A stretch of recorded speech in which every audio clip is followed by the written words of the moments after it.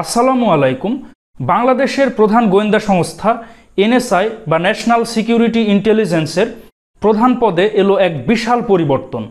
এনএসআইয়ের সাবেক মহাপরিচালক major general Hossain মোরশেদকে সরিয়ে মেজর জেনারেল আবু মোহাম্মদ সরওয়ার ফরিদকে এনএসআইয়ের নতুন মহাপরিচালক পদে নিয়োগ দেওয়া হয়েছে।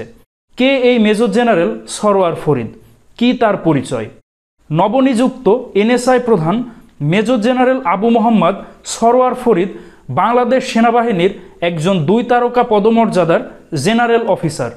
তিনি 20 ডিসেম্বর 1992 বাংলাদেশ মিলিটারি একাডেমিতে 27তম লং কোর্সের মাধ্যমে তিনি বাংলাদেশ সেনাবাহিনীতে আর্মড করে কমিশন প্রাপ্ত হন। বিগত সরকারের আমলে মেজর জেনারেল সরওয়ার ফরিদকে গুরুত্বপূর্ণ বা স্পর্শকাতর কোনো পদের দায়িত্ব দেওয়া হয়নি। তাকে বাংলাদেশ সেনাবাহিনীর বিভিন্ন স্টাফ, কমান্ড, নির্দেশমূলক এবং সেনা প্রশিক্ষক হিসাবে বেশি দায়িত্ব দেওয়া হয়েছে।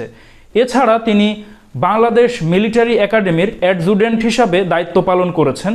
93 আর্মার্ড ব্রিগেডের brigade major, principal staff officer, armed force division এর ব্যক্তিগত সচিব, একটি পদাতিক ডিভিশনের কর্নেল স্টাফ, বিএমএতে প্লাটুন কমান্ডার, আর্মার স্কুলের প্রশিক্ষক, defence services command and staff কলেজে ডাইরেক্টরিং স্টাফ হিসেবে দায়িত্ব পালন করেছেন।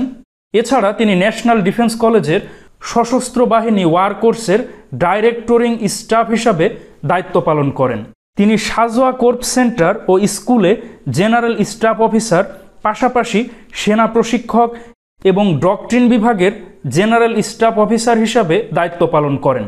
তিনি তার কর্মজীবনে বাংলাদেশ সেনাবাহিনীর স্টাফ, কমান্ড এবং সেনা প্রশিক্ষক হিসাবেই বেশি দায়িত্ব পালন করেছেন এবং জাতিসংঘের শান্তি মিশনেও তিনি খুব গুরুত্বপূর্ণ দায়িত্ব পালন করেছেন, যার ফলে বিগত সরকারের আমলে তার কোনো বিতর্কিত কাজের অভিযোগ নেই। দর্শক মণ্ডলী, এই ছিল বর্তমান এনএসআই প্রধান মেজর জেনারেল সরওয়ার ফরিদ সম্পর্কে সংক্ষিপ্ত কিছু তথ্য। জনগণের প্রত্যাশা তিনি সৎ এবং নিষ্ঠভাবে কাজ করবেন এবং তিনি বাংলাদেশের জাতীয় নিরাপত্তা এবং সার্বভৌমত্বের রক্ষা করবেন।